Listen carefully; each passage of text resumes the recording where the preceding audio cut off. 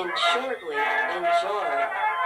您正在收听大脑在线节目，节目即将开始，敬请欣赏。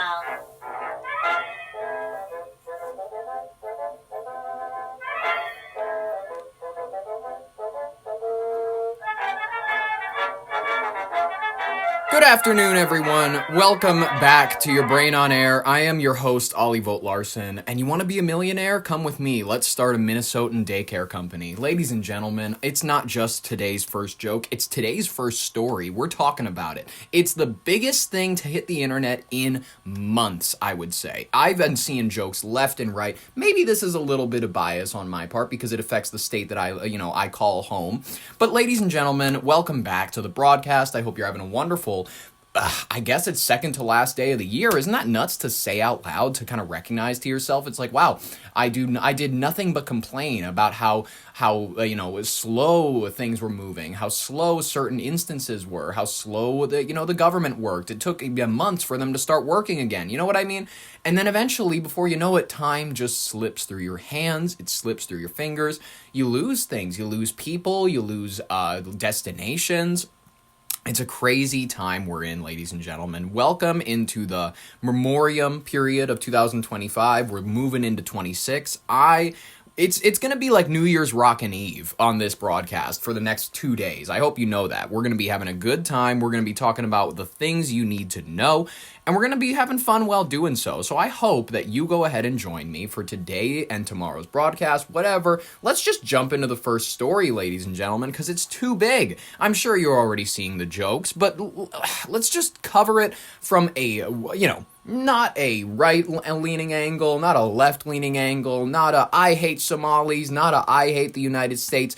Let's look at it from you just walked into town. You're an outsider from Sargasso or some shit. I don't know. You've never been to Minnesota before. You're like, interesting. I've heard a lot about Minnesota. I've heard it's this kind of genteel culture where, like, William H. Macy, he might pay to have his wife kidnapped every now and again. And, like, sure, Francis McDormand, there's a lot of these amazing cops that are they have amazing looking hair that you don't even realize it's a wig. And, they have this way of talking to you that makes you want to confess to stuff. Because, they feel like they know something that you don't. Well, see, that's just weird, And then he's like, yeah, that's really anxious, isn't it? I'm working with you here. It's just, you're adding pressure where there doesn't need to be. And then, listen, you've heard maybe that there's a little bit of white-collar crime. Maybe there's some blue-collar crime. You go up to the Red Lake Reservation. You go up to White Earth. You know what I mean? Maybe an Injun will stab you or something like that. Maybe he'll steal your scalp. But just in general, you don't think of Minnesota as a very criminal-laden environment. Well, ladies and gentlemen, let's just say that you as this outsider hear about something called the Quality Learing Center. I mean, first of all, your attention is going to be drawn to the fact that this is a business advertising that it is for children. Now, if you're also incensed and alarmed by the idea of leering at children, as I am, where I'm like, what the fuck are they even saying? Yeah, well, okay, let's just look at this article. The Quality Learing Center makes the Somali scheme go mainstream as everyone is looking into the Minnesota daycare industry, showing that the fraud was so obvious a kindergartner could see what was going on. Kash Patel is sending FBI forces to come and save us. It might be too late, ladies and gentlemen. Folks, we got to talk about this. It's a viral video that got posted in late December 2025 by the independent journalist and YouTuber Nick Shirley. Surely you can't be serious, who visited several Minneapolis children care centers, including the Quality Learning Center, noted for its sign misspelling learning as leering. What the fuck? The Learning Center cannot spell learning correctly. I love it. I love it. They can barely speak the language, which is great. You see a lot of these Somali people that are like starting these businesses, and I'm not trying, listen, we're just going to say the foreheads are noticeable. It's not even like all Africans look this way. It's just the Somali people. Somalian people, for some reason, have this like massive forehead with a giant oblong, you see it on, what's his name, the the Somali pirate that ran for mayor of Minneapolis just not too long ago, Omar Fateh. They have this kind of thing where it looks like they have a lot on the mind, and it is. It's because they have a lot on the mind. It's schemes. Listen, surely he alleged these facilities appeared inactive or empty during his visits, yet received substantial taxpayer funds. As we've covered for months, we've been covering this scandal that Minnesota's Child Care Assistance Program, the CCAP, which supports low-income families, he claimed that the Quality Learning Center received approximately $1.9 million in 2025 and up to $4 million in total, framing it as a part of a broader fraud, broad fraud patterns. Excuse me, God, I can't read to save my goddamn life. The video has already garnered tens of millions of views. It's hundreds of millions, tons of impressions on X. It's amplified the existing concerns about oversight in Minnesota's social services, of which there is none.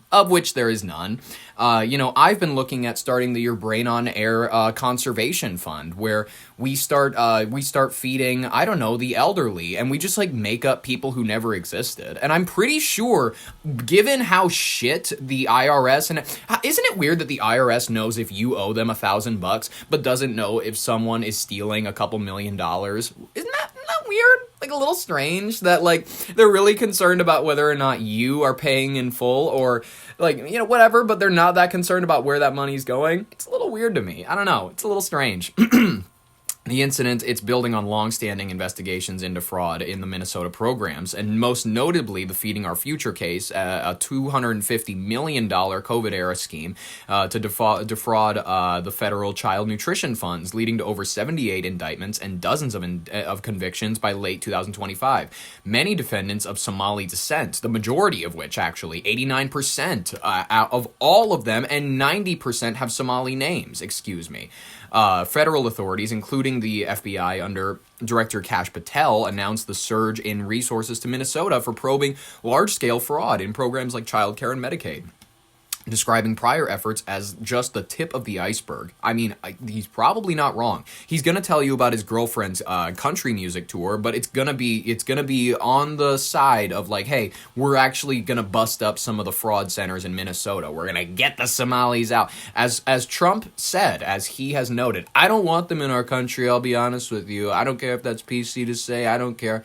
I don't want them in our country. Their country stinks. Their country stinks. I mean, like, well, why don't they go over there and fix it for themselves? That's a direct quote. That's what he said. The headline, you know what I mean? Quality Learning Center. Listen. Learing Center. This is just fascinating. I have a clip from the actual video itself. I'll play it for you so you can get a sense for how blatant and bizarre this is. I'm going to be honest with you. Okay, so the setup for the video is they're at the Learning Center area. It's obviously like this shell building where like you can rent out little areas and you can slap a sign on the front and say it's a learning center, and then apparently the government will send you a check because these guys. It's this independent YouTuber, a Minnesota resident named David, and they're going to check out this one lady, this lady's organization. This one woman comes out in a hijab. She looks like a letterbox. I was hoping that David would fold up his papers and stick it in her eyes and be like, will this get to the courthouse if I leave it in there? Like, come on, let me be honest. That's not anti-Islamic to say. It's funny to say. I'm going to be honest with you. You can make fun of how Christians dress. I make fun of how the Pope dresses every single day. I'm going to be honest with you. It's goofy as fuck. But let's take a look at this clip where this letterbox, this Somali woman, slams the door on these fine gentlemen who are just inquiring about whether or not they could have a child enter the daycare facility. Hello, we'd like to ask where the money's going. What do you guys think about the fraud that's taking place here in Minnesota? A bombshell viral video purports to have cracked open a crucial part of the alleged Somali aid scheme in Minnesota, as federal investigators say as much as $9 billion could have been stolen in fraudulent schemes within the state. The aftermath has since garnered intense backlash aimed at state leadership, with Minnesota Governor Tim Walz desperately defending himself against ever-growing allegations. Here's everything you need to know. On December 26th, YouTuber Nick Shirley shared a 42-minute video of himself and a Minnesotan named David traveling around Minneapolis and visiting multiple child care and learning sites allegedly owned by Somali immigrants and receiving millions in taxpayer dollars. $1.604 million in fiscal year 2025. this place right here. However, the pair discovered that many were either shuttered entirely with blacked out windows, despite signage indicating they were open, or were helmed by staff who refused to participate in the video. Can I speak to a manager? Try Most later. of the sites, which claim to be licensed for dozens of children each, That one has 137 children licensed, and it's this building the size of like the bread outlet in Detroit Lakes. It's like a little tiny building. had no children inside whatsoever. Can you tell us why there are no children? Have you ever seen children at this child care center? Doesn't know if she's ever seen. This worker walking into the Mako MAKO Child Care Center on 2538 25th Avenue South in Minneapolis. This Somali woman walks into the door with the 25 over it. I'm giving you the exact locations because people should be allowed to investigate these people and confront them. She just walks in and she's an employee and she goes like, "Oh yeah, I don't know if there's been any children here." That's a curious question. Reliable reporting indicates that the Quality Learning Center has a documented history of violations, 95 cited between 2019 and 2023 for issues like hazardous objects and missing child records, but has not been formally accused of fraud.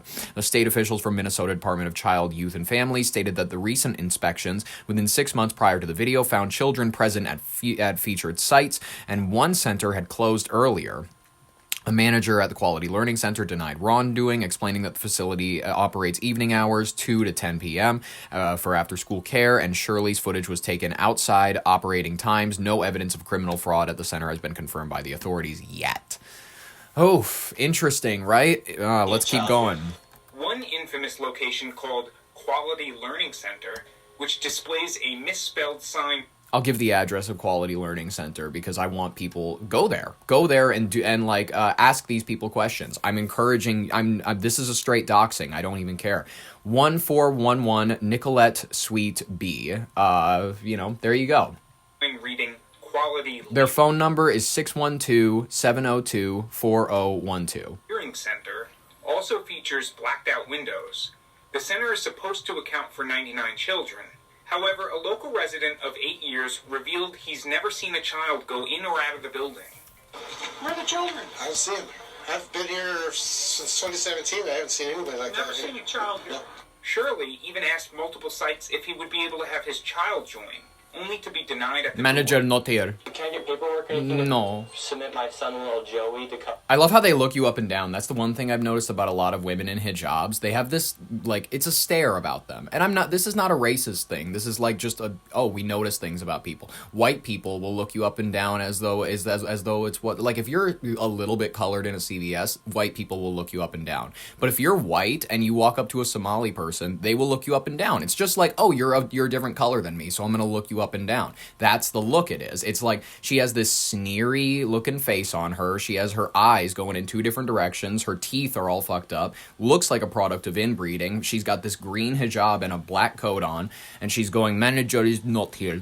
You cannot get paperwork." And it's like, all right, chill. That's all right. I hate the looking up and down. Like, bitch, I can't look you up and down because you're only 4'3". I don't understand why all of you are so short. I don't get Denied it. at the door. Can I get paperwork or anything to submit my son, little Joey, to come in here to daycare? No. Would my son, little Joey, have friends to play with here? No. The mega viral video has since spread like wildfire on social media, Good. garnering over 100 million views on X alone. On Fox News' The Big Weekend Show, Shirley joked that the alleged scheme was so obvious that a kindergartner could figure out there was fraud going on. So there better be change because, like I said, we work way too hard to be paying taxes. We work way too hard to be not knowing where our money's going. And at the end of the day, people in the government, they work for us. We don't work for them. And so it's their responsibility to hold these people accountable. Minnesota Governor Tim Walz has since faced intense scrutiny over the alleged fraud. Republican Minnesota Representative Tom Emmer wrote on X, $4 million of hard-earned tax dollars going to an education center that can't even spell learning correctly. Care to explain this one, Tim Walz? While New York Representative Mike Lawler called for people to be arrested and prosecuted, as well as for Walz to be held accountable for the scandal. In a statement to Fox News, a spokesperson for Tim Walz said, "The governor has worked for years to crack down on fraud, and asked the state legislature for more authority to take aggressive action. He has strengthened oversight, including launching investigations into these specific facilities, one of which was already closed. However, a resurfaced clip shows that Waltz openly... Well, actually, of course they're already closed because they're scooting out of town. What are you talking about? One of these, actually, you don't even have to worry because they're already closed. It's like, yes, you fucking dopes, because they came into town, they set up the organization, they stole all your money, and now now that they're out of town because they're like, fuck, they're on to us. Now that's happening, you're going, oh, it's not happening anymore. Oh, the organization, they've already dissolved. So it's fine. What are you talking about? What are you talking about? I'm sorry. No third term for you, Tim. No third term. None. Bragged about making it easier for people to get into the childcare business during the 2024 vice presidential... That was embarrassing, by the way. That vice president moment, looking back at the debate when he was with J.D. Vance and he was like, we let people get it mad easy into the childcare industry. It's like, okay, yeah, cool. That's also why the foster care system in Minnesota is a fucking mess. If you want to talk about how bad the foster care system is in general, absolutely, whatever. But in Minnesota specifically, Department of Human Services doesn't give a fuck. Child Protective Services doesn't give a fuck about these kids. They show up with a blanket, and then they show up with a man in a hat, and then he drives you to your new parents' house. It's a ridiculous situation. It's most of the time, people are doing it just for the money. They don't actually care about the children, or they're doing it for like the clout, the social value, any of that. It's a lot of the times these puritanical weirdos. They don't always have to be Christian, but they tend to be, and then they just they rule over their house like a fucking warlord, and it's terrifying. They're not actual parents. They're horrible people. This isn't all foster care people, but it's the majority. Sorry to say it. Already closed.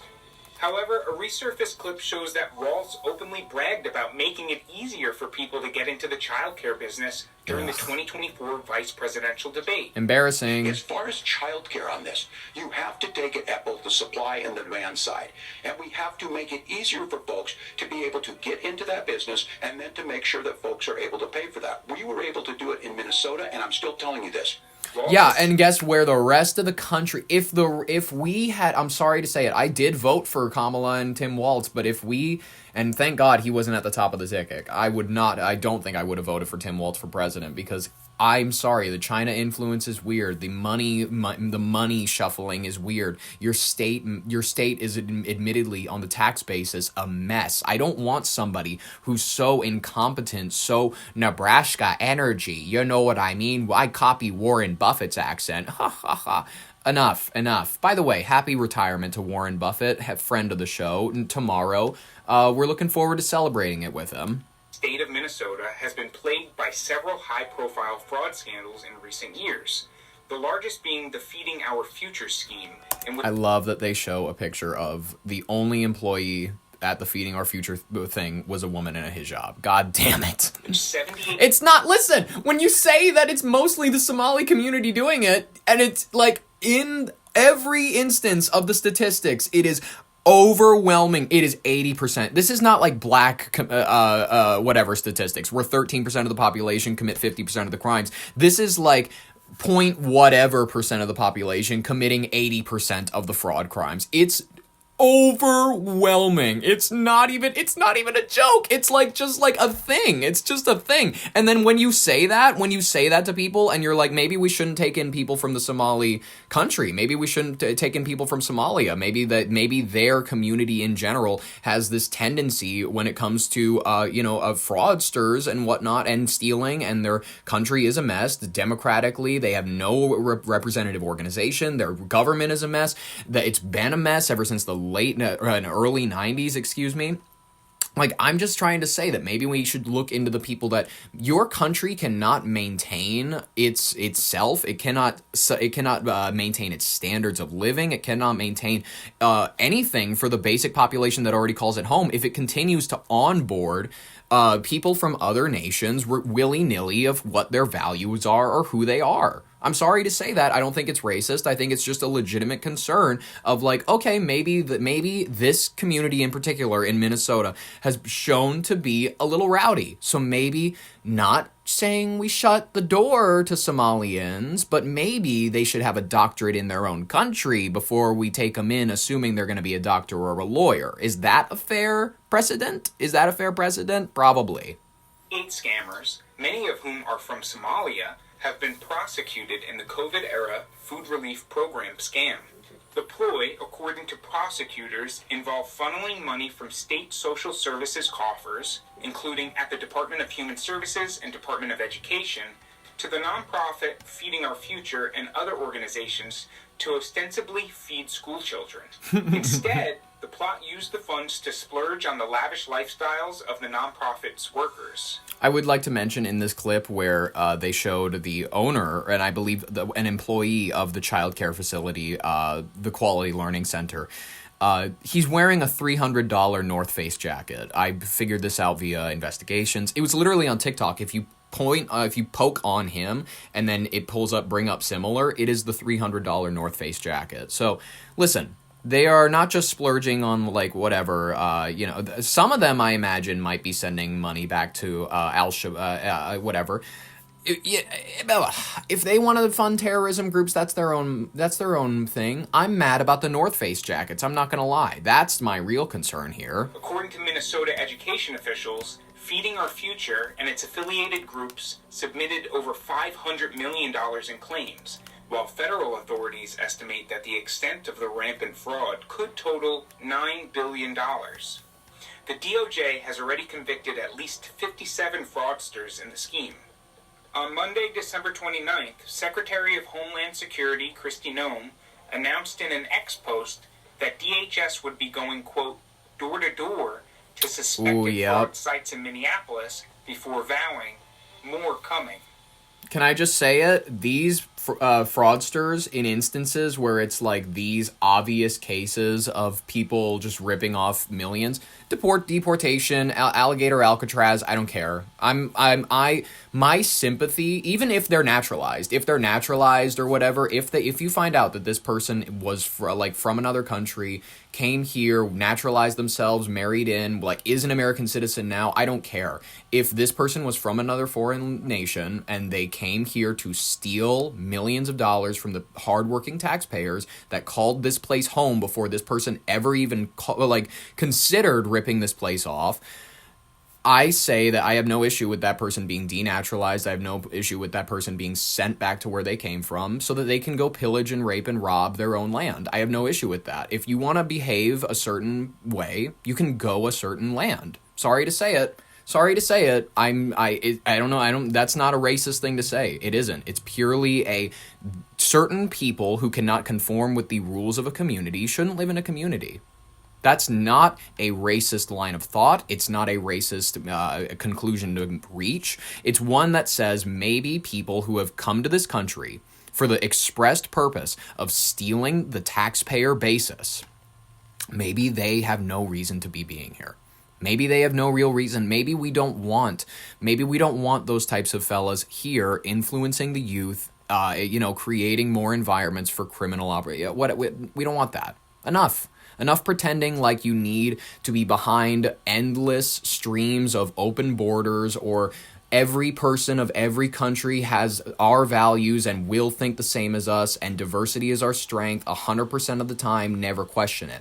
If you have that mentality, that's exactly what got the UK crushed. It's exactly what got the most of Europe crushed under this lens of you can't criticize it, otherwise it's Islamophobia. Even if we have the prayer to call and whatnot being played in Dearborn, Michigan, that it's just this untouchable wave that a lot of people are not able to criticize most of the time because they're so Islamophobia and whatnot, criticizing Islam and whatnot, it's such a scary angle. A lot of people in America barely understand the Eastern world and barely understand the Islamic religion and barely have read anything from the Quran. By the way, most Islamic people who live in the United States are in the same exact situation.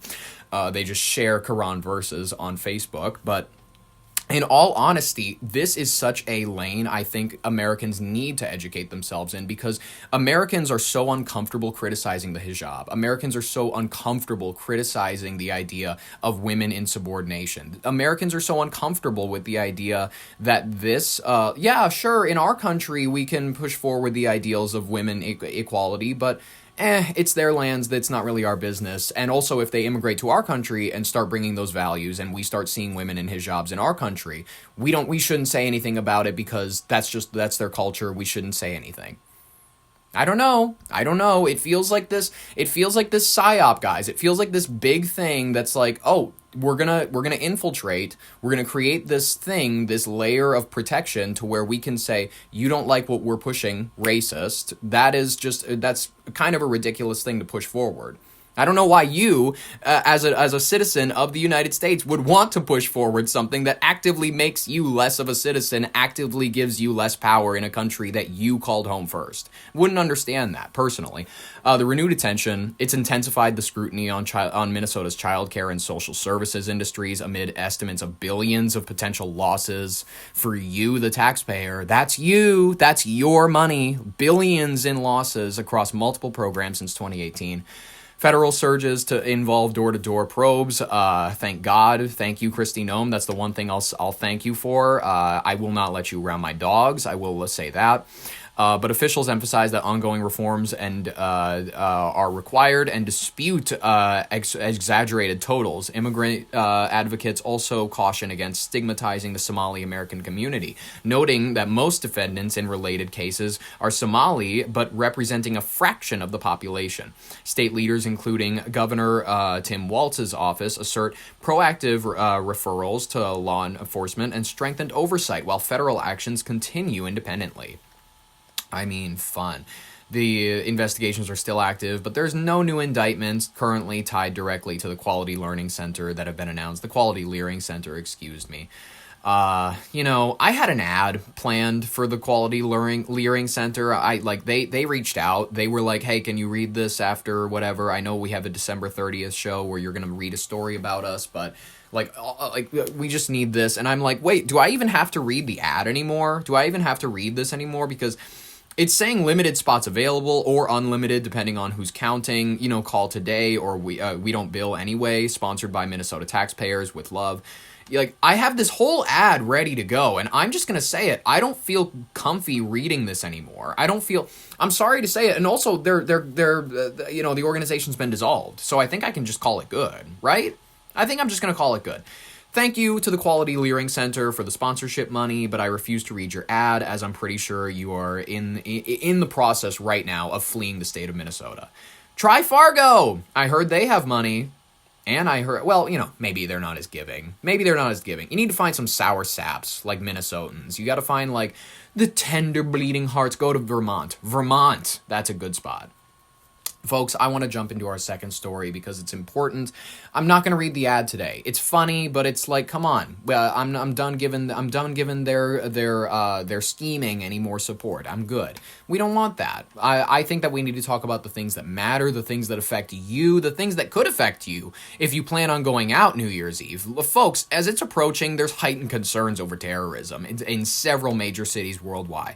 They're planning to scale back or cancel planned celebrations. These precautions stemmed because of recent series of attacks and incidents, including a deadly ISIS-inspired attack at Sydney's Bondi Beach near December 14th that killed 15 people during a Hanukkah event, and a foiled bomb plot in Southern California targeting New Year's gatherings, and general warnings about lone wolf threats during large public events.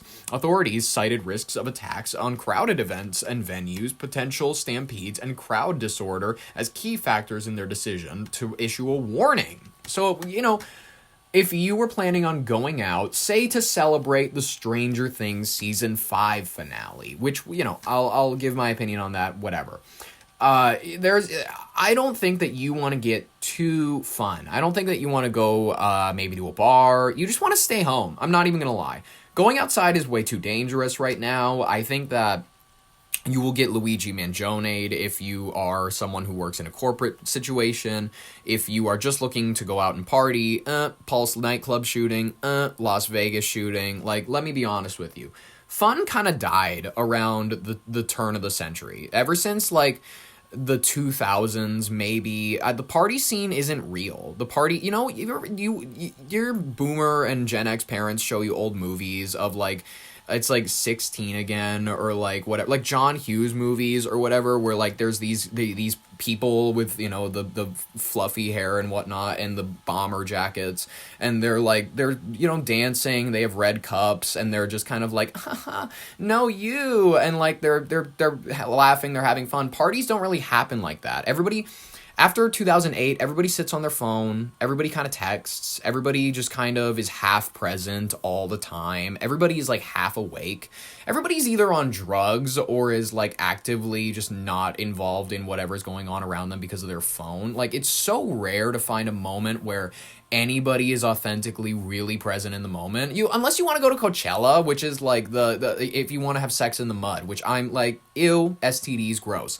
That's disgusting. I'm not, like, I've never understood the appeal of Coachella. It's like, you want to get stuck in a teepee in like a fucking mudslide? I'd rather not. That doesn't sound like a good time to me out in the desert, and when it's all wet and slippery, it's creepy.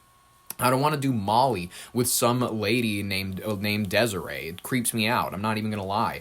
Major cities like New York, the Times ball drop, Los Angeles, New Orleans, they're preceding events under heavily bolstered security, including thousands of police officers, vehicle barriers, and in some cases, National Guard support. That's, wow. Fun is dead. I don't think you should be going to bars. I think bars are, unless it's like an old man bar. If you're at an old man bar for New Year's Eve, you're gonna have a good time. The only thing that's safe nowadays is like old man circles. Like, I'm sorry, old men, especially boomers used to be a little dangerous when they were like in their 50s, 60s, when they still had a bit of fight to them. Now they're in their 70s, they're in their 80s. They can't be creepy with you anymore, and if they are, it's kind of charming. Like when grandpa makes a weird comment towards you, it's like, you just go put that mustache back in the beer. It's like not even like it's a joke. You know what I mean? Like, I'm not even gonna lie to you. If you go to any, like, old downtown, you know, like the downtown area of your town where it was like, oh, that's where the party scene was in the 40s to 60s. Like, that's where all the old bars are. That's where kind of older buildings are, you know what I mean? And then eventually the downtown, the bar, the kind of boppin' scene, it moved south or north or wherever it went. And that scene of town kind of died a little bit, and it's just sort of like, it's only populated by the people who either grew up there, they grew up going to the restaurants there with their parents and whatnot. Now it's just populated by like old people, and they're the only economic base for that part of town. Those are the only safe places to go on New Year's Eve. You're going to be, yes, you will be, it'll be like Forrest Gump, where it'll be mostly either broads that they pay to be there, let's be honest, or the veterans, like guys with one leg in a wheelchair, like in Forrest Gump, where it's, you know, everybody is blowing the, you know, celebrating, and you look down at your buddy who, you know, served whenever, I don't know when, he literally could be any age at this point, because Gen Z people are old enough to at least conscript themselves, but they're going to be sitting there with their long disheveled hair, their beard, and you're going to be like, oh, you look really, really sad, so it kind of makes me feel bad for having a good time. But that's the best that you can hope for in a public event right now without getting shot. That's the best you can hope for, because any other situation, you go out in public and it's like someone is waiting to pull out an M16. It's really like bars that are like the new thing. Oh, this one place, they serve, actually, they do wood-fire pizzas. They're like wood-fire pizzas that are like personal. They're like 9 inches. And then like they also have like this charcuterie menu on Monday nights. And also I think that they do bingo on Thursdays. But like, oh my God, we went there when they had drink specials on Saturdays. And oh my God, like, you know what I mean? Like those destinations, the Roasteds, the Briggs, the whatever. It's like where everything is like, like $6 more than it would be anywhere else, but it's like, it's kind of good, it's kind of better. Like the fries are like, they're the thin type that give it a good crunch or whatever. I'm just gonna not lie, don't go to the trendy spots. Those are gonna be stabbing hubs. Those are gonna be places where you're gonna be ordering a charcuterie or getting, what's the thing, bruschetta, where like it's tomatoes on bread, and like you're gonna hear a tussle behind you and your girlfriend, and you look behind you, and then there's gonna be a guy grappling his son via like the lapels on each other's jackets, punching each other. It's gonna be like a bar fight in the Old West, and then one of them is gonna pull out a knife, and then it's gonna turn into a Twitter moment, and then you are gonna be clipped because you made a goofy face, and everybody on the internet was like, huh, this fucking idiot was scared when someone was getting stabbed next to him, and then you're gonna be a meme on Twitter for the rest of like or you're gonna be the first meme of 2026. That is what it would be. Oh, there was a stabbing in Omaha, Nebraska or whatever, and then this fucking idiot looked scared. Clip him, he's funny, he's on TikTok, he's Sora AI moment, whatever. Let's just play this clip from Inside Edition to make us even more scared. 2026 is just around the corner, but fear of terrorism is putting a damper on festivities around the globe. Not me. In the wake of the horrific attack by Islamic terrorists on Bondi Beach in Australia 2 weeks ago, the traditional New Year's Eve celebration in Sydney has been cancelled. Ooh. In Paris, people are being told to steer clear of the traditional fireworks display at the Arc de Triomphe and watch it live on TV instead. Are you serious? Stay home. By the way, have you noticed something like the trait in a lot of these countries that are starting to cancel all of their get-togethers and whatnot? Heavy influx of a certain... Never mind. I don't want to say that. In Monaco, a fireworks display on the Riviera has also been canceled. Canned. Also canceled or scaled back celebrations in Hong Kong and Tokyo. But nothing will stand in the way of New Year's Eve celebrations here at the crossroads of the world, Times Square. So it's going to be where something happens. I'm sorry to say it. Like I love how New Yorkers and Americans in general, we have this spirit.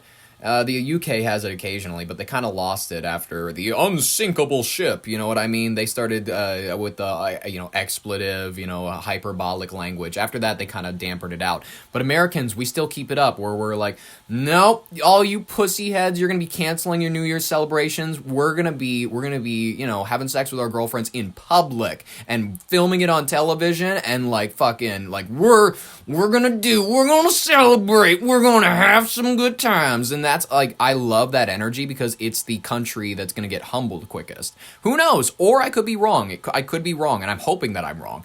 Please, everybody in New York, stay safe. That's all I'm trying to say here. Where 1 million revelers are expected. Thousands of police officers will be on duty, and undercover cops will be mingling amongst the crowd. Good. This is brilliant. This is smart. Yes, do this. Consult the Secret Service, you know what I mean? Because rooftops, as we've learned in the last 2 years, slanted roofs are a little unpredictable for the law enforcement agencies of the United States. Rooftop special teams will be looking out for snipers, and a squadron of drones will be keeping an eye on everything from... It's Dubai. We're turning into Dubai. We're squadrons of drones. We have, secret police intermingled. By the way, I love how we're entering police state and everybody's just like, yeah, it makes us safer, so it's okay. Oh yeah, the idea that like I could offer a joint to somebody and I'm like, let's party, dude. It's nice to see you. We're in New York or whatever. And then he throws you in handcuffs because it's still illegal in New York. It's like, come on, really? Are we going to do that? Are we really going to do that? Are we sure that they're going to just be focused so much on terrorism? Or are they going to be like, if you're going to be smoking a joint on a park bench, someone's going to roll up and be like, hey, buddy. Like, how much are we, do we really want this? Are they going to be around after New Year's? Are they going to be around, where do the security drones go after New Year's? Like, let's be honest. Like, they're going to be around boulevards, your local neighborhoods. You're going to see the security drones. You're going to be like, oh, it's an Amazon delivery package. No, it's the law enforcement getting facial scans of everybody who's in the neighborhood. I'm sorry to say it. 1984, we're there. It's there. It's happening. It's real. Happy 2026. I can't wait. I spoke with former NYPD detective Dave Sarney. Don't bring any big bags. Don't bring umbrellas. Don't bring any backpacks, alcohol, and the like, which you won't be allowed in. Just come here, dress warm, and enjoy the night. I love that. Don't bring anything to have fun. Don't drink. Don't smoke. Don't whatever. Don't do anything. Just don't bring anything. If I see a phone, I'm going to punch you in the clit. I swear to God. And if you see something, say something. Absolutely. That's the important part. Rehearsals are on... Can you imagine if somebody shows up high and they're just like looking around because they're nervous, but somebody's like, oh, that's a terrorist planting a bomb, and then you get arrested? I love this. I love the security state, the very anxious. I love that fear is back, guys. It's in the blood of the world, the American people. We're all nervous about Islamic terrorists, skinhead, white nationalist, Christian teenage boys that are angry driving up from Georgia. We're nervous. We're anxious. We're scared. And it's kind of, I don't know what to say. I've been saying that we're back in the 70s, the late 60s, the 60s, where the culture is kind of fracturing after this moment where of a big assassination, key figures are dying, there's political unrest, there's hippies are back, you know what I mean, but they're dyed hair, or they're like Christians praying outside of TPUSA conferences and whatnot. It's like, and they're worshiping this woman with a painted on smile with a fucking, her hair looks like a wig. I'm sorry, Erica, it's been long enough. I'm allowed to criticize you freely now. I'm sorry, you're no longer the mourning lady. You were no longer the widow in black the moment you stepped out on stage wearing all white, looking like Ozzy Osbourne with the fucking flaming fireworks and shit like that. I'm sorry. I think it's like it's whatever. I'm getting off of track, but be anxious. We're in a time of fear, or a time of real fear again. We're in the 1970s again. That's at least my theory. I will be known as like a key figure to look back on with that decree. Who knows? Let's see. Underway for that iconic ball drop, and the ball is brand new with 5,000 Waterford crystal discs capable of complex light displays. Who gives a shit? They're like, the ball is new. It's like, who really gives a shit? I'm gonna be so honest with you. No one cares about the New Year's ball this year. No one's going to be looking at it. They're going to be looking at their screens watching Stranger Things, ladies and gentlemen. The Stranger Things final trailer just dropped a couple hours ago. I haven't even seen this bitch yet. Let's check it out. I need you to fight. There's Hopper talking to... Oh my god. Okay, so Hopper's like, I need you to fight one last time. Why does he have ale on his name? No, never mind. I thought that it said Heflin Ale on his hat, but it says Alk, I think. Anyways, he's talking to 11. Has anybody else noticed that, and I'm sure you have, Millie Bobby Brown, serious work done. Like, really, 11, the little girl with the shaved head, she's not little anymore. She's like my age, which actually, no, she's a year younger than me. All the other kids are my age, but what's it called? She has this noticeably fatter top lip, like obviously lip injections, Botox on the upper, what's it called, the upper, it's not the eyelid area, it's the temple region, kind of. She really sculpted it out. I'm not even gonna lie, she looked like a kid the first 4 seasons. Now she's really, I don't know, I'm sorry to say it, it's not growing into her womanly face. It's like someone forced chemicals into that face to make it look womanly. And it doesn't look right. It doesn't look natural. I'm sorry to say it. No dig on Millie Bobby Brown, except for kind of all the dig because it was your job to convincingly play a child and you went ahead and fattened up your face. But that's okay. That's okay. You wanted to look womanly, and I hope you're satisfied. Netflix.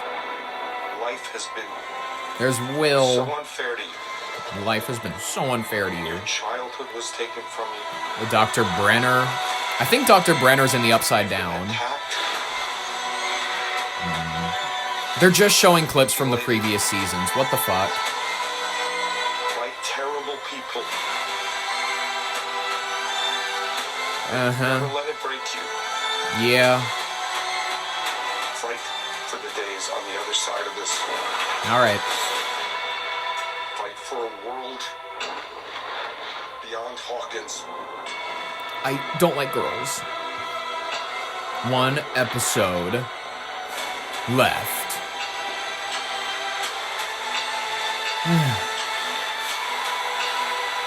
Let's end this, kid. Let's end this, kid. Mother of God. Stranger Things 5. The final episode.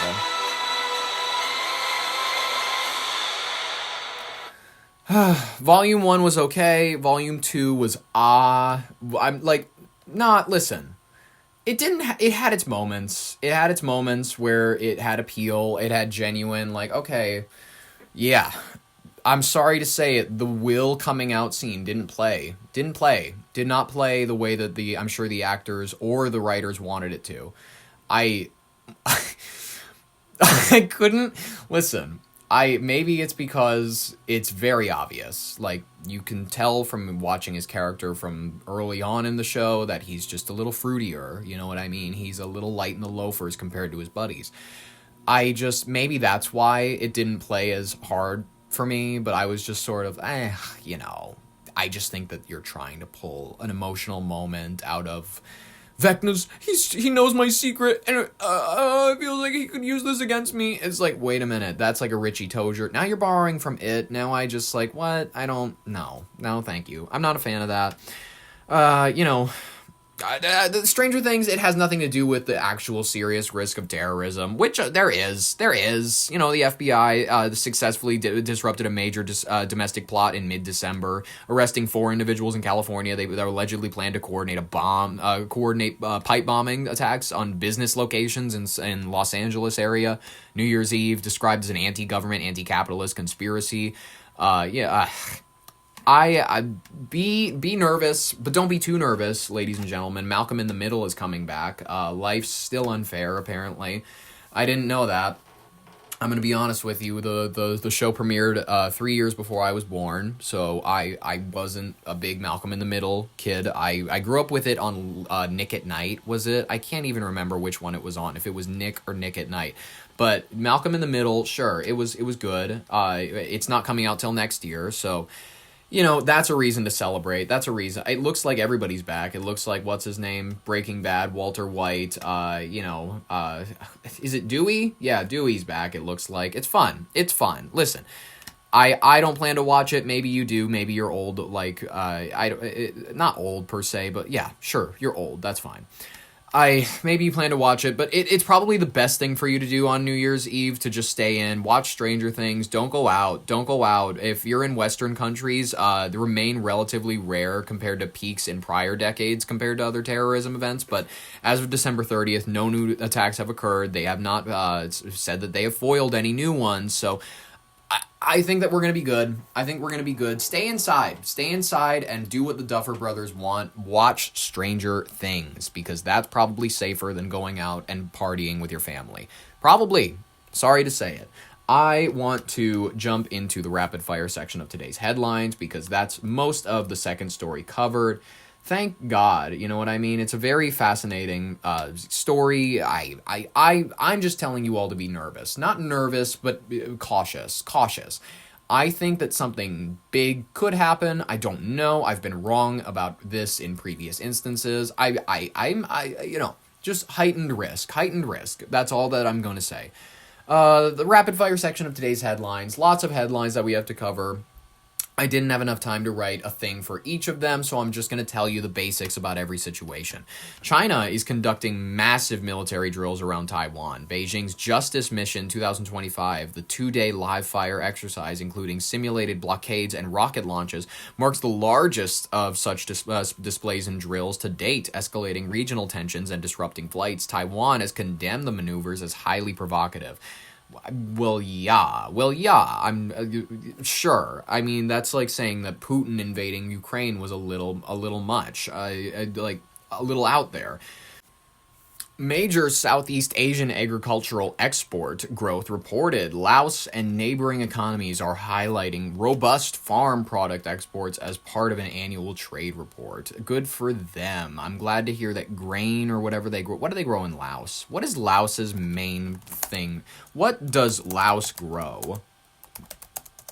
Let's see. Their primary growing rice. You know, it's a staple crop, but also cultivates significant amounts of cassava. The fuck is cassava? Sugarcane. Cassava is a crucial, highly profitable crop in Laos, serving as a major export for chips and starch. What?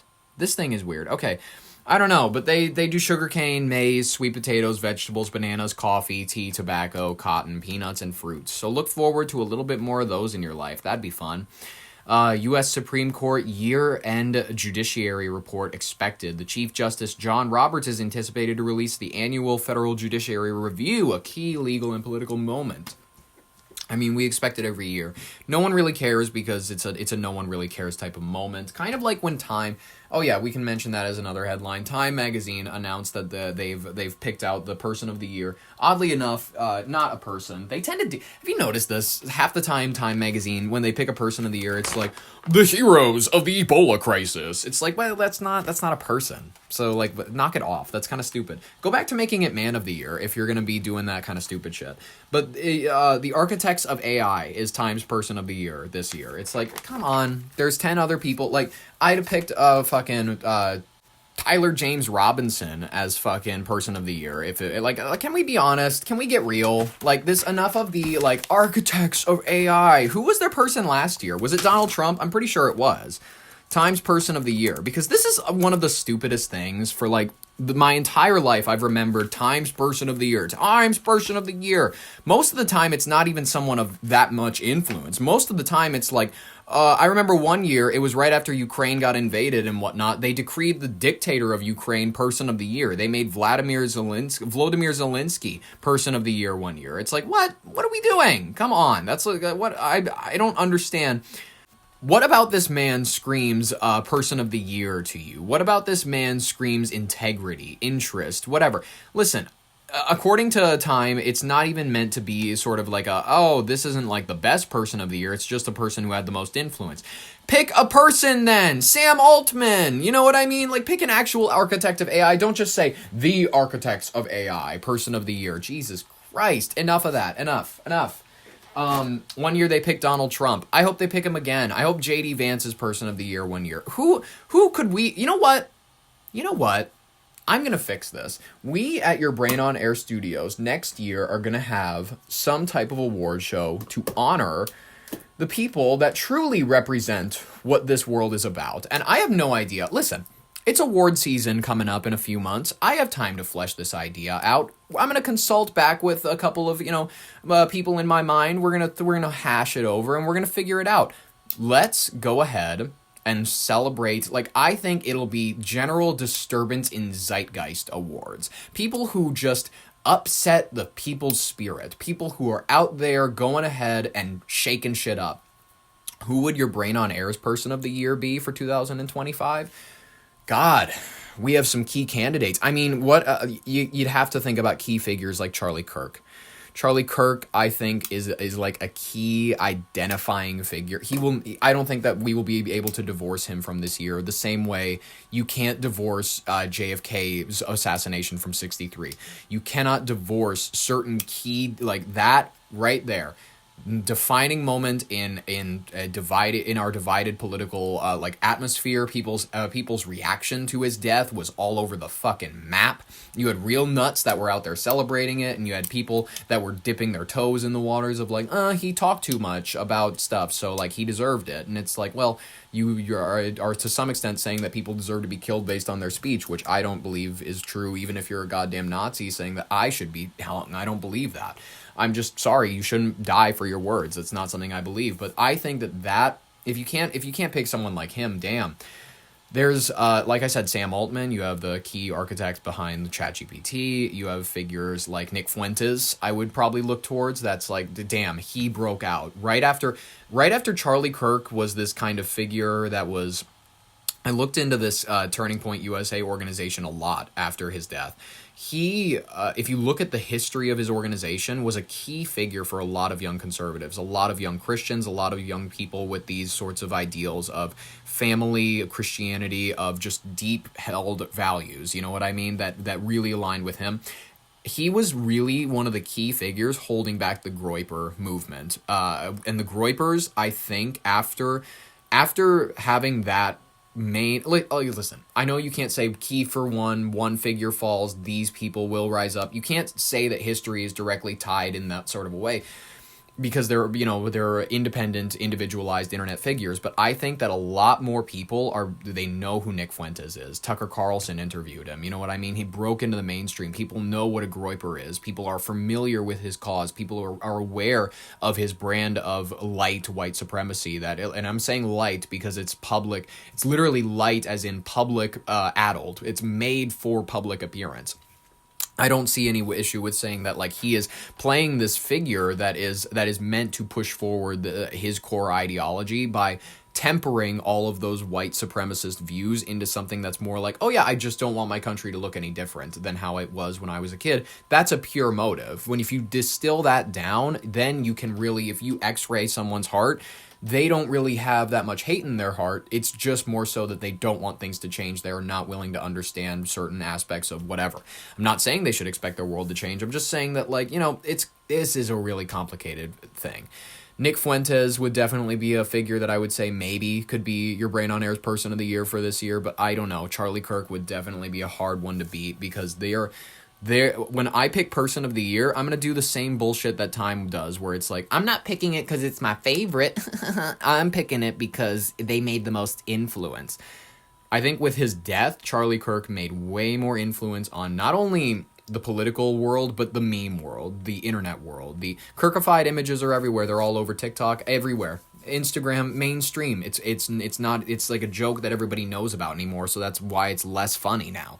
Like, I don't know. Time's Person of the Year is a joke to me, and I hope to eventually have something just as silly. But hey, keep your eye on 2026 for the Your Brain on Air Awards.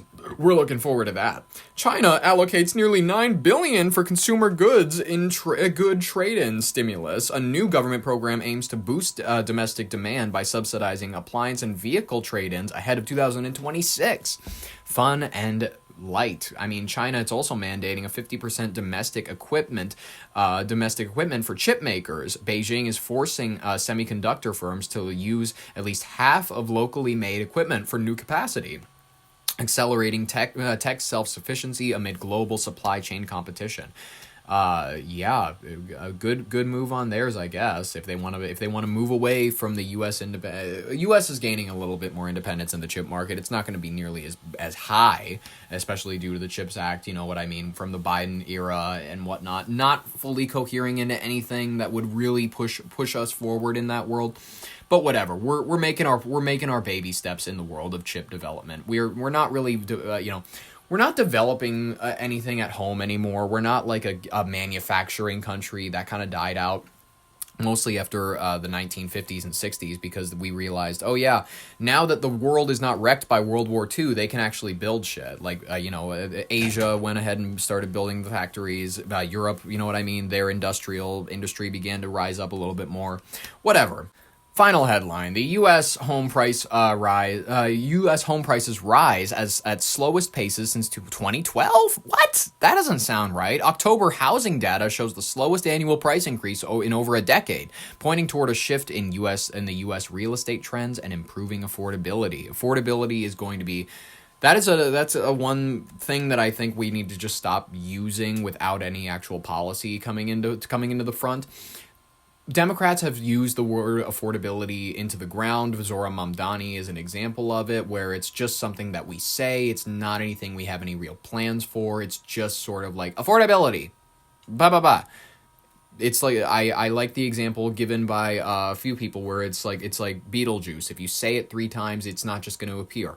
It's a little bit more than just, oh, we're going to make things affordable. You have to present policies instead of rent freezes. You know what I mean? That's completely unfounded, not going to happen, not ever going to happen. So I hope we get our levers over the affordability crisis again, that we as Democrats in general are having. Folks, I want to jump into our third story. I appreciate you being here. It's been a great December 30th broadcast. And our final story, it's a big one. It's one that you need to know about. It's one that is never talked about enough. It's one that we've had in the backs of our minds ever since the Epstein crisis has arisen here at Your Brain on Air. And we want to share it with the world. We want to recollect it. We want to relive this moment in history with all of you. Folks, I want to talk to you about the story of Lawrence E. King Jr., also known by his confidants as Larry. This gentleman, he headed the Franklin Community Federal Credit Union in Omaha, Nebraska. It collapsed in 1988. He was a prominent Republican local figure. Authorities raided the credit union in November 1988. They uncovered approximately $39 million in missing funds. King, he was known for a lavish lifestyle. It included a lot of chartered jets, expensive jewelry. It far exceeded his very modest salary that he was assumed to be making at a credit union. You know what I mean? How much could he really be paying in the late 80s? He pleaded guilty to embezzlement, conspiracy-related charges in 1991. He served about 10 years of a 15-year sentence. This financial fraud, it was undisputed. It was proven in New York Times, Washington Post, PolitiFact. All of them can corroborate that these charges happened. Amid the financial probe, though, eventually, private investigators uncovered the testimonies of younger individuals. Eventually, the Nebraska state legislature formed the Franklin Committee in 1989, chaired by Senator Loren Schmidt, to investigate both embezzlement and, apparently, abuse claims. The committee had hired a private investigator, Gary Caradori, who videotaped testimonies from alleged victims, including Paul Bonacci, as I believe he pronounces it, Bonacci, Alicia Owen, and Troy Boner, Boner, literally Boner. Take it seriously, it's a serious situation. These individuals described abuse, drugs, and exploitation involving King and others. Boner, another witness, later recanted before grand juries, claiming coercion or fabrication. Eventually, while Owen and Paul, they maintained their stories. The Douglas County grand jury investigated for months and concluded in July of 1990 that abuse allegations were, quote, a carefully crafted hoax. Indicting Owen for perjury, she was convicted and served only over 4 years of a 15-year sentence. She received a 15-year sentence as well. And initially, Paul, the charges were dropped. A federal grand jury reached similar findings in September of the same year, 1990, identifying no organized ring. Listen, this is all ignoring the fact, largely, that Gary Caradori, the gentleman who was hired to privately investigate this situation of...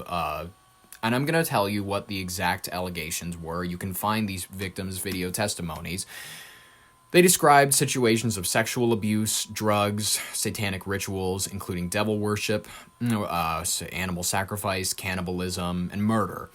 All of which these children indicted Lawrence E. King Jr. in being involved with. Lawrence E. King Jr., he was a gentleman that was so actually prominently involved in the Republican, the GOP committee and whatnot, that actually he not only once but twice sang the national anthem at the GOP convention. And as a matter of fact, I have a clip of him singing at the GOP convention in 1984. Let's actually get a clip of it playing right here. Ladies and gentlemen, the chair now recognizes Lawrence King Jr., a member of the Nebraska delegation, for the singing of the national anthem.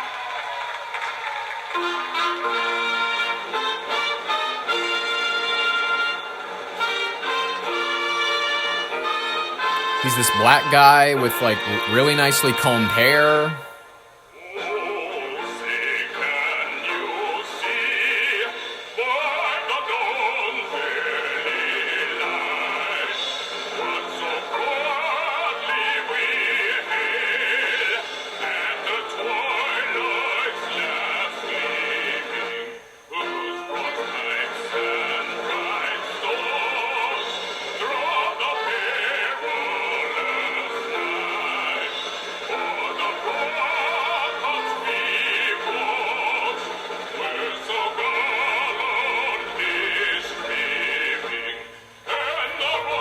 You get it.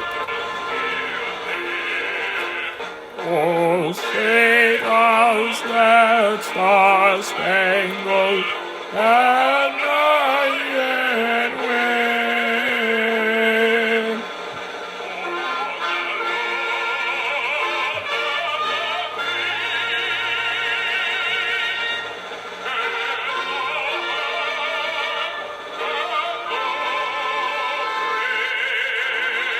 He sang too early.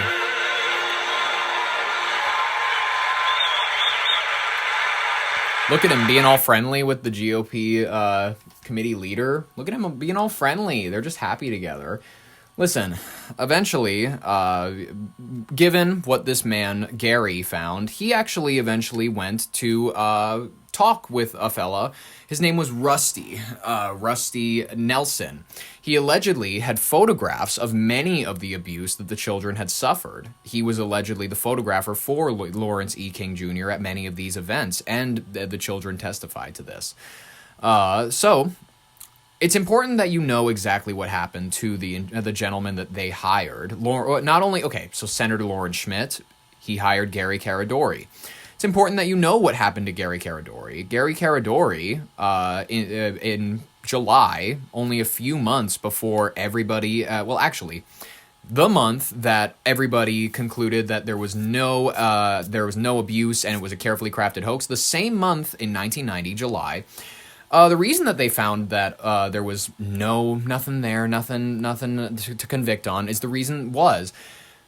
Gary Caradori was flying with the majority of their evidence that he had recently collected from Rusty, that he claimed was the evidence that they had needed.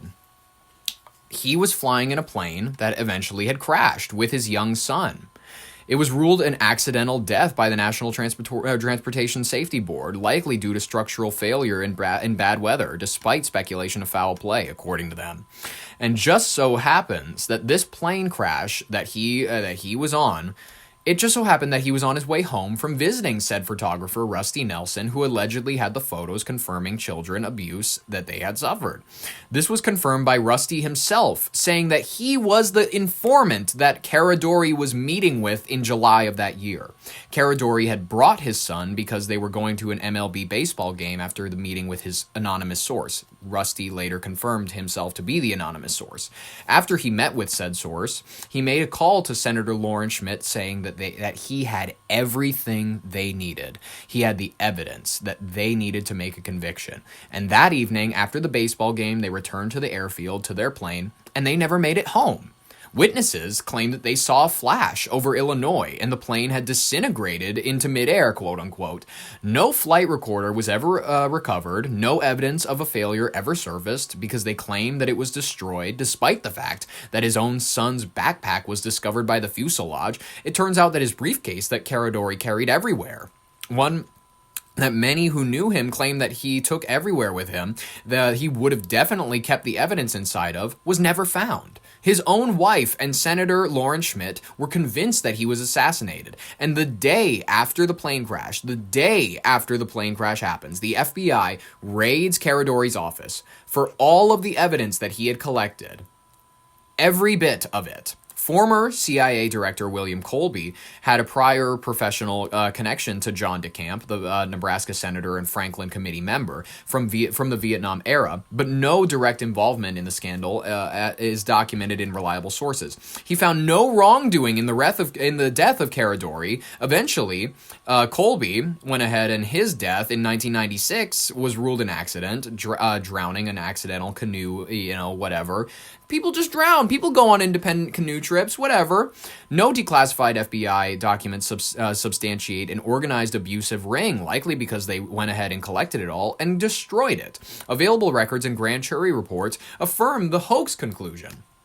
Eventually, the jury found the whole situation to be carefully crafted and not to be true. Only two convictions were ever handed down, as I've stated. One for Lawrence E. King Jr., who was sentenced for 15 years of financial crimes. One was to Alicia Owens, one of the accusers, sentenced to 15 years, convicted of perjury on the grounds that she wouldn't recant her prior statements. She was called a liar, sentenced to 15 years, despite none of her claims being disproven.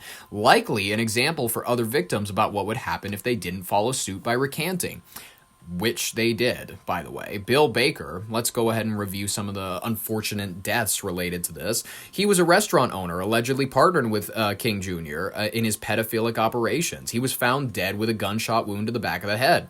Sean Boner, brother to Troy Boner, who was an accuser, was found dead in 1991 with a gunshot wound to his head. Alicia Owens' brother, Aaron Owen, was found hanging from a ventilator in his prison cell in 1990. Claire Howard, Alan Bear, who was a friend of Lawrence E. King Jr., This woman, Claire, was his personal secretary, who had access to all of his personal schedules related to his visits with, Lawrence E. King Jr. She mysteriously died in her sleep in 1991. Dan Ryan, an associate of King, he was found suffocated in his vehicle. Charlie Rogers, another associate of King, was found shot in the head. Joe Malick, another associate of King, was found with a gunshot wound to the head. Curtis Tucker, yet another associate of King's, he was either thrown or jumped out of the window of a Holiday Inn. Harmon Tucker, a man who ran several vocationary schools in the Omaha area, was reported missing in 1989, and his body was found roughly 1,000 miles away with a gunshot wound to the head, near a hunting property owned, by Anderson. William Colby felt like going on a solo canoe trip, as we've already covered, and then went ahead and got too familiar with the fishes. He was found dead days later. Troy Boner, who recanted his story, attempted to reverse his recantation. He died in a hospital waiting room screaming about being followed by people. John DeCamp eventually released a book in 1992 called The Franklin Cover-Up, and it alleged the vast conspiracy and cover-up, including the satanic elements, influencing conspiracy narratives, and it's been one of the most influential pieces about this entire scandal. Nick Bryant's 2009 book is called The Franklin Scandal. It revisited claims through new interviews, drawing parallels to later cases like Jeffrey Epstein's, but mainstream reviews and fact checks note that it relies on discredited testimonies without overturning grand jury findings of no foul play. Oh, there is one civil outlier. In 1999, Paul, one of the fellas that we talked about, the people who accused King of wrongdoing and satanic rituals, he won $1 million in a default judgment against King, who pleaded no contest in the suit alleging personal abuse. Though unpaid and not establishing a broader ring, no prominent figures face criminal abuse charges tied to Franklin. I don't know what else to say about this. It's a situation where we look back and we go, okay, obviously there's instances of pedophilia where either there's like the call boys, they got a tour of the Reagan White House, whether it's people that are like, this man was heavily involved with the GOP, sang at the national conventions, and it turns out the credit union he was running, allegedly, according to the children that allegedly went through it, was operating a satanic, ritualistic pedophile ring. Listen, I'm not saying you have to believe the children. I'm not saying you have to take them seriously. They're children, you know what I mean? Or they were when they were actually like teenagers when they gave their testimony. But the fact that all of them align so cleanly, the fact that all of them can corroborate each other's testimony, I'm just saying, we're in an era of believe all women. Why not believe all children? I'm at least willing to take their story into account. I'm not saying that believe their story 100%, it's true every time. I'm just saying that Lawrence E. King Jr. went ahead and never was prosecuted for any of these sorts of things. When we know that ritualistic ceremonies happen, we know that people slaughter lambs because they believe that Passover requires a slaughter, and they don't believe that Jesus was the perfect sacrifice. There are these factions of people that exist. And it's not like a thing that is hidden anymore. It's not hidden efficiently. It's been out there since the 80s and 90s. I'm guessing, listen, when people say satanic panic, I'm guessing that people are referencing the Hellfire Club and shit like that from Stranger Things. No one cares. Listen, that's not what we're talking about here. We're talking about people. This is just some fella. A federal credit union, a gentleman who owned a federal credit union, was being accused by multiple people in Omaha, Nebraska. Maybe that's why Warren Buffett likes it out there so much, is that, listen, you can have your own ranch of servants and children. No one would know. No one would know because it's Omaha, Nebraska. I don't think anybody lives there, really. I'm just saying, folks. If you want to go ahead and read any of these books that we've had listed, if you want to watch any of the things that are covering the Franklin scandal, they're out there. They are out there. They cover the suspicious death of Gary Caradori. It's in-depth. It is way deeper than I can offer you here. But this is a case that I think it's not only, you don't have to be an expert in it. Just like how most people who know about the Epstein case know about as much about it as I do the Larry King case. You know what I mean? It's like, you have to have this kind of, you have to have a whole time period. Otherwise, you're going to be surprised by cases. When the next Epstein comes out, when the next billionaire gets exposed for having a pedophilic island, you can't be surprised because we've seen this before. And I'm curious why people who were alive in the 80s, alive in the 90s, when this Franklin scandal was getting mainstream, got a little bit of attention, they didn't bother to just peek a little bit under the surface. They didn't bother to just, wait a minute. The government ties are a little weird. Why is this guy so comfy with the Reagan White House? Why is this guy so comfy with a lot of people that are high up in the GOP? Oh, wait, why is Jeffrey Epstein why is he so prominently tied to all these figures like Trump, Bill Clinton, everything, like Bill Gates? And everybody is just going, no, he was just a creepy billionaire who wanted 14-year-olds all for himself. All for himself. He had no ties to intelligence agencies. He had no ties to anything in the CIA. There was nothing related to the Mossad. There was nothing. Not a bit. Don't even ask the question. It's ridiculous that you would. What else are we supposed to say? What other reaction are you supposed to have to someone shutting you down so prominently? Folks, I mean, if you are one of the people going that Jeffrey Epstein was one of these, he was just a weirdo billionaire who wasn't looking to sell anything to my favorite Instagram influencer, you're wrong. You're wrong, and I'm sorry to say it. You're probably wrong, and you're supporting someone who's been on that island. I'm sorry to say it. Half of the people whose movies we go to see, they've been on it. They've been on it.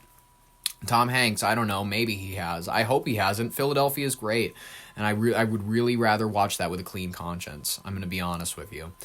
Franklin scandal, people. Franklin scandal. Get it out. Talk about it prominently. You know what I mean? Make these things mainstream so they're not fun to talk about on podcasts. That's what I like. I like it when a topic is so normie and mainstream that I don't even have to mention it on this show. That means that we've covered it. That means that it's handled and it's good. Ladies and gentlemen, thank you so much for tuning in to today's broadcast. I had a wonderful time. I had a wonderful time collecting these stories for you, collecting all of these juicy bits of our history, our shared collective narrative that we call life. You know what I mean? It's really fun. We have one more broadcast of the year, and then we're going to jump into 2026. I am so excited. It's our New Year's Rockin' Eve broadcast. Listen, I'm Dick Clark this year, ladies and gentlemen. I'm going to be bringing you through the most beautiful New Year's celebration you've seen in your life. In the meantime, ladies and gentlemen, thank you so much for listening. Subscribe if you want more, if you liked it. We do a video every Monday through Friday. We're going to have fun here. We're going to have fun. Come celebrate the new year with us tomorrow. Thank you so much for listening, ladies and gentlemen. I hope to see you in the next broadcast. In the meantime, this has been your Brain on Air. I have been Ollie Vogt Larson. Thank you so much for listening, and bye-bye.